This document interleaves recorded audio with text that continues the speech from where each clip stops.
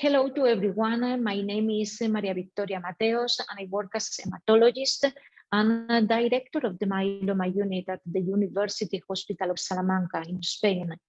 And I would like to address the question about what can we achieve with novel mass spectrometry techniques. And mass spectrometry techniques have generally demonstrated a higher sensitivity level when compared with the conventional electrophoretic methods for the diagnosis and monitoring of patients with monoclonal gammopathy. In this setting, in the Spanish myeloma group clinical trial conducted in newly diagnosed myeloma patients treated with bortezomib, lenalidomide, and dexamethasone, followed by autologous stem cell transplantation and consolidation with VRD, mass spectrometry was evaluated, taking into consideration that the minimal residual disease was also evaluated by next generation flow in bone marrow.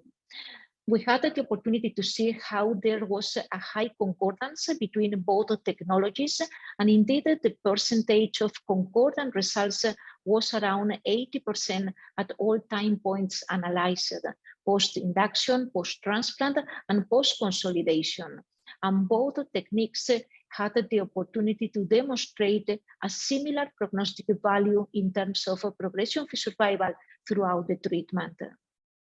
In this study, we have also seen that the negative predictive value of mass spectrometry, considering next generation flow as the reference technique, was very high, higher than 74%, and was even higher if the sample was further purified with a liquid chromatography beforehand.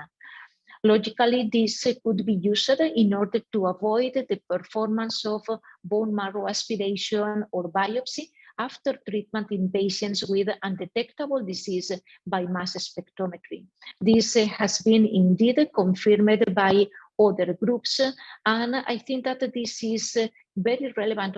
also in the current era in which we are incorporating monoclonal antibodies into the treatment of our patients with multiple myeloma, because this technology can eliminate the potential interference of the monoclonal antibodies in the evaluation of the response. In summary, in my opinion, what we can expect from mass spectrometry as a method to diagnose and monitor patients with multiple myeloma and other monoclonal gammopathies generally derives from its higher sensitivity and specificity as compared to the standard methods currently applied in peripheral blood, as well as from the fact that it is performed in serum samples as compared to the standard methods currently applied to assess minimal residual disease in bone marrow samples.